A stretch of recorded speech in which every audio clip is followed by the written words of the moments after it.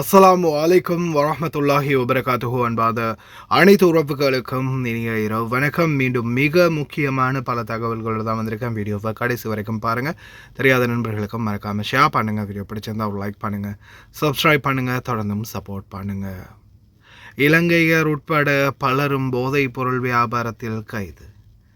பார்க்கலாம் அனைத்து தகவல்களை. முதலாவதாக, குவைத் லெபனான் இணைந்து சோதனை நடவடிக்கைகள்.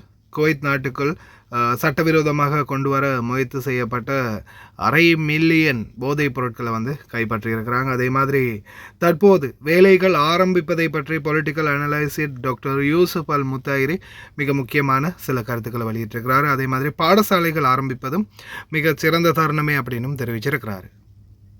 அதே போல் சிறந்து செயல்பட்ட அனைத்து அதிகாரிகளுக்கும் உயர் பதவி வழங்கும் நிகழ்வில் குவைத்துடைய உள்துறை அமைச்சர் ஷேக் ஃபஹத் யூசுப் சவுத் அல் சபா அவர்கள் கலந்து கொண்டிருந்தார். அதே மாதிரி அனைத்து அதிகாரிகளுக்கும் உயர் பதவிகள் வழங்கப்பட்டுள்ளன.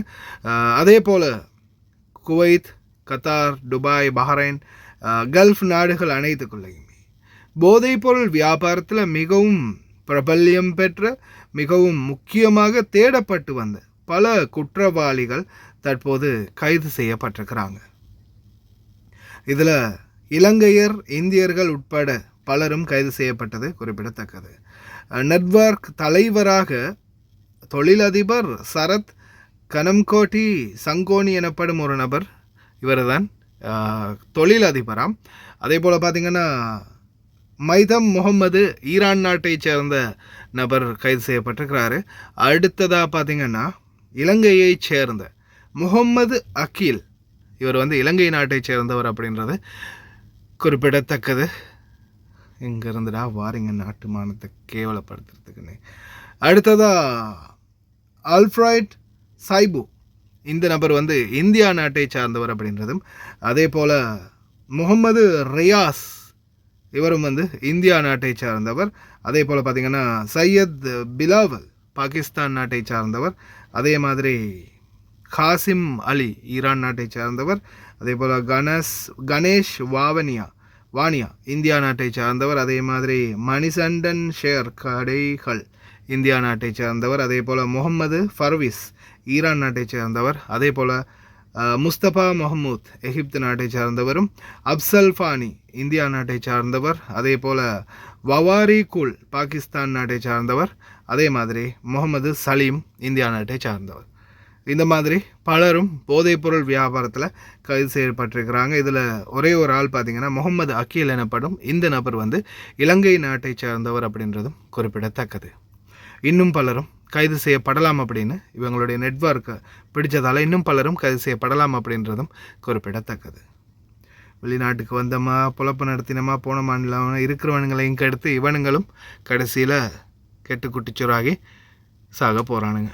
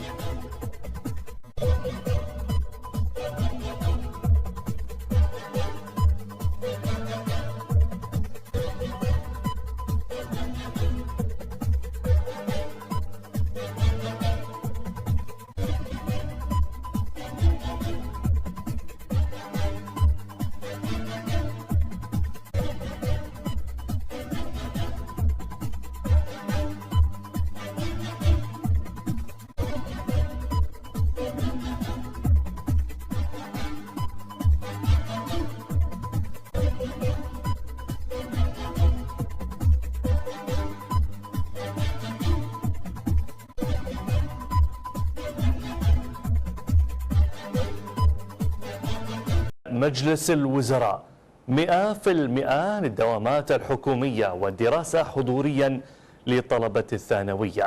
مجلس الوزراء اعتبارا من الأحد المقبل وعودة ساعات العمل الطبيعية وفي الفترة المسائية. تكليف لجنة حكومية بمتابعة المخطط الهيكلي الرابع لدولة الكويت 2040. المجلس دان محاولة الاقتحام المسلح لإحدى القاعات التي كان يتواجد فيها ترامب ونائبه الأحد الماضي.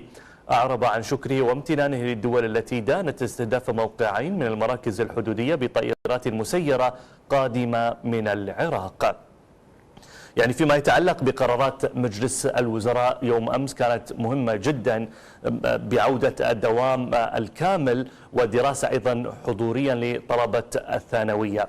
كيف ترى هذه الخطوة وأيضا الرسائل التي تعكسها بشأن استقرار الأوضاع في البلاد؟ طبعا لا شك أن مجلس الوزراء الحقيقة حريص على أمن المواطنين وحمايتهم في ظل هذه الظروف والتداعيات لهذه الحرب التي نحن نتحدث عن شهرين مضى منها، والتي يعني ما زالت أتونها موجودة، خصوصا في ظل بعض التغيرات أو الأحداث المختلفة التي تأتي وتمس أمن الكويت الداخلي من خلال إطلاق المسيرات، سواء من الجانب الإيراني خلال فترة سابقة أو من الجانب العراقي التي لا زالت الحقيقة بعض الميليشيات تقوم فيها دون قدرة على السيطرة من الجانب العراقي عليها.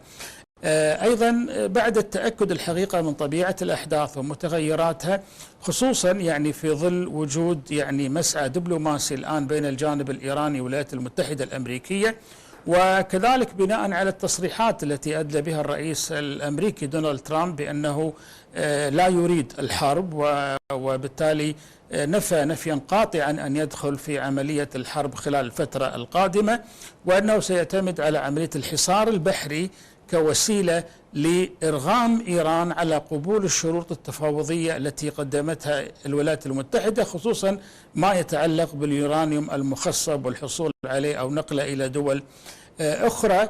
يعني تبين أن الظروف أصبحت مواتية، خصوصا في ظل تعطل الدراسة، تعطل كثير مجريات الأمور الحياتية، وأيضا ما تم أيضا في دول الخليج من عملية أيضا تسهيل كثير من الإجراءات والأمور المختلفة، وبالتالي ارتأت الحكومة أن يتم إعادة فتح الدوامات والأعمال والأنشطة خلال الفترة القادمة بعد التأكد من يعني الاطمئنان على ما يتعلق بالجانب الأمني خلال الفترة القادمة، والتي طبعا تعاد فيها الحياة مرة أخرى إلى العمل وإلى جهود كثيرة قد تكون تأثرت خلال الفترة الماضية في الشهرين الماضيين، وما أيضا ترتب على الهجوم الإيراني الآثم على كثير مرافق داخل دولة الكويت وإصلاحها. نعم.